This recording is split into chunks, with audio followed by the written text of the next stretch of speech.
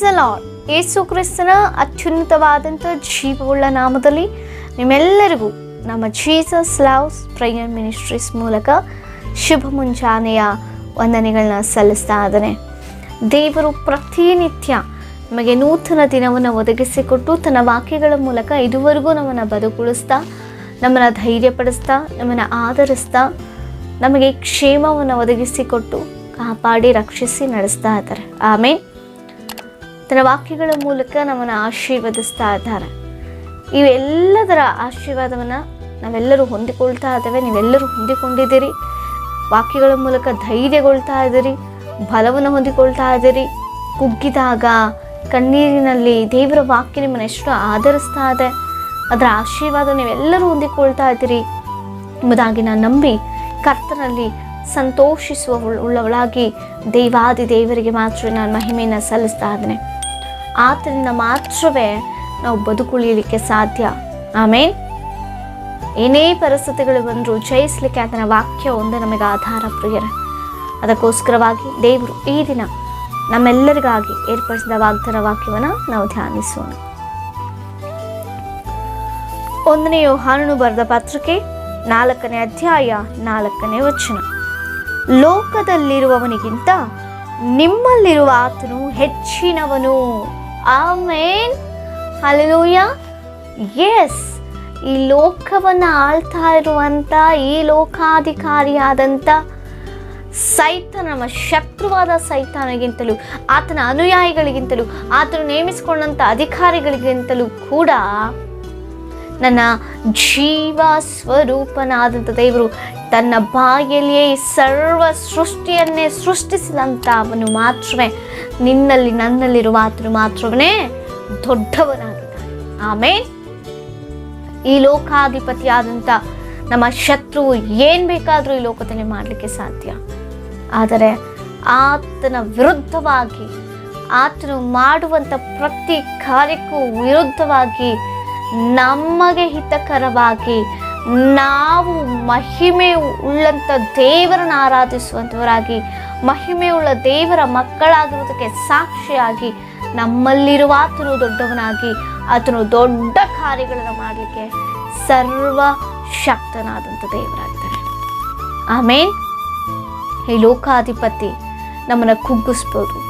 ಸಮಸ್ಯೆಗಳಿಂದ, ಕಷ್ಟಗಳಿಂದ, ಹಿಂಸೆಗಳಿಂದ, ಅವಮಾನಗಳಿಂದ ನಾವು ನಂಬಿಕೆಯನ್ನು ಕಳೆದುಕೊಳ್ಳುವಂತೆ ಮಾಡುವಂಥ ಪ್ರಯತ್ನವನ್ನು ಆತನು ಪಡ್ತಾ ಇರ್ಬೋದು. ಯಾಕೆಂದರೆ ತನ್ನ ಸಮಯ ಅಲ್ಪವೆಂದು ತಿಳಿದು ಯಾನ ನುಂಗಲೆಂಬುದಾಗಿ ಈ ಲೋಕಾಧಿಕಾರಿ ನೋಡ್ತಾ ಇದ್ದಾನೆ. ನಮ್ಮ ಶತ್ರು ಕಾಯ್ಕೊಂಡಿದ್ದಾನೆ. ಆದರೆ ಅವನಿಗೆ ಇದುವಂಥ ಅವಶ್ಯಕತೆ ಇಲ್ಲ. ಅವನು ಬೆಟ್ಟದಷ್ಟು ಒಂದು ಸಮಸ್ಯೆಗಳು ನಮ್ಮ ಕಣ್ಣು ಮುಂದೆ ತಂದರೂ ಅದು ನಮಗೆ ಬೆಟ್ಟದಷ್ಟು ಕಾಣ್ಬೋದು, ಒಂದು ಚಿಕ್ಕ ಸಮಸ್ಯೆ. ಆದರೆ ಇನ್ನು ಸಮಸ್ಯೆಯನ್ನು ನೋಡಿ ಹೆದರುವಂಥದ್ದಲ್ಲ. ಯಪ್ಪ ಏನಪ್ಪ ಇಂಥ ದೊಡ್ಡ ಸಮಸ್ಯೆ ಎಂಬುದಾಗಿ, ಆ ಸಮಸ್ಯೆಗಿಂತ ದೊಡ್ಡವನು ನಿನ್ನೊಳಗಿದ್ದಾನೆ ಎಂಬುದಾಗಿ ನೀನು ಗ್ರಹಿಸಿಕೊಳ್ಬೇಕು.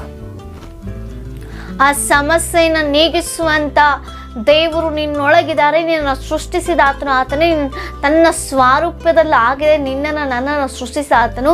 ಆತನಿಗೆ ಅಸಾಧ್ಯವೂ ಒಂದೂ ಇಲ್ಲ, ಆತನಿಗೆ ಸಮಸ್ತವೂ ಸಾಧ್ಯವೇ ಎಂಬುದಾಗಿ ನೀನು ಗ್ರಹಿಸಿಕೊಂಡ್ರೆ ಮಾತ್ರವೇ ನಿನ್ನ ಕಣ್ಣ ಮುಂದೆ ಇರುವಂಥ ಸಮಸ್ಯೆ, ನಿನ್ನ ಕಣ್ಣ ಮುಂದೆ ಇರುವಂಥ ಅವಮಾನ, ನೀನು ಅನುಭವಿಸ್ತಾ ಇರುವಂಥ ಆ ನೋವುಗಳು ಅಲ್ಪವಾಗಿ ಕಾಣುತ್ತೆ.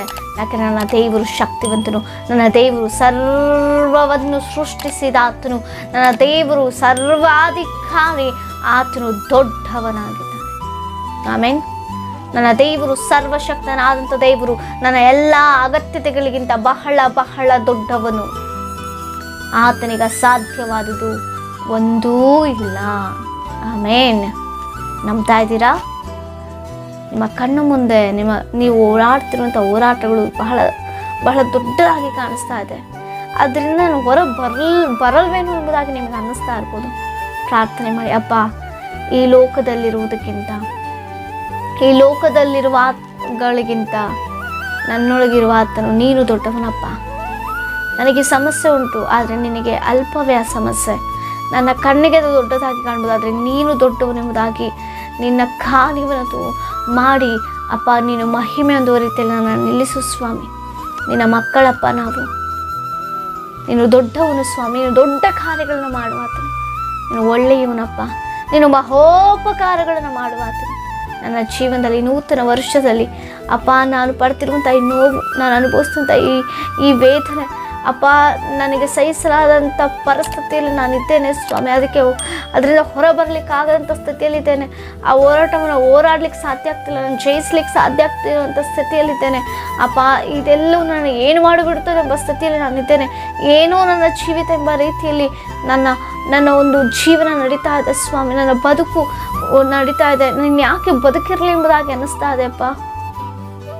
ನಿಜವೇ, ಅದೇ ಅಂಥ ಸಮಯದಲ್ಲಿ ನೀನು ಹೇಳಬೇಕಾದಂಥ ಮಾತು, ಇವೆಲ್ಲವುಗಳನ್ನ ಹತ್ತಿರಿಸಲಿಕ್ಕೆ ನೀನು ನನ್ನೊಳಗಿರುವ ಆತ ದೊಡ್ಡವನಪ್ಪ. ಆ ಎಲ್ಲ ಕಾರ್ಯಗಳನ್ನ ಹಸ್ತಕ್ಕೆ ಒಪ್ಪಿಸಿಕೊಡ್ತಾ ಇದ್ದಾನೆ. ನೀನು ದೊಡ್ಡವನಾಗಿ ನನ್ನ ಜೀವನದಲ್ಲಿ ದೊಡ್ಡ ಕಾರ್ಯಗಳು ಮಾಡಿ ಈ ಅಲ್ಪವಾದವುಗಳನ್ನೆಲ್ಲ ನನ್ನಿಂದ ತೊಲಗಿಸೋ ಸ್ವಾಮಿ ಎಂಬುದಾಗಿ ನೀನು ಪ್ರಾರ್ಥಿಸೋದಾದರೆ ಖಂಡಿತ ದೇವರು ಕಾರ್ಯವನ್ನು ಮಾಡ್ತಾರೆ. ಯಾಕಂದರೆ ಲೋಕದಲ್ಲಿರುವವನಿಗಿಂತ ನಿನ್ನಲ್ಲಿರುವ ಆತನು ದೊಡ್ಡವನು. ನಿನ್ನಲ್ಲಿ ಯಾರಿದ್ದಾರೆ ಎಂಬುದಾಗಿ ನೀನು ಗ್ರಹಿಸ್ಕೊ ಫಸ್ಟ್. ಆಮೇನ್. ಯಾರಿದ್ದಾರೆ ನಿನ್ನೊಳಗೆ ಯಾರಿದ್ದಾರೆ? ಸರ್ವ ಸೃಷ್ಟಿಕರ್ತನೇ ಇದ್ದರೆ ಆತನೇ ದೊಡ್ಡವನು. ಅಥವಾ ಬೇರೆ ಯಾವುದಕ್ಕಾದರೂ ನಿನ್ನಲ್ಲಿ ಸ್ಥಾನವನ್ನು ಕೊಟ್ಟಿರೋದಾದರೆ ಅವುಗಳಿಂದ ನಾವೇನು ಮಾಡಲಿಕ್ಕೆ ಸಾಧ್ಯ ಇಲ್ಲ.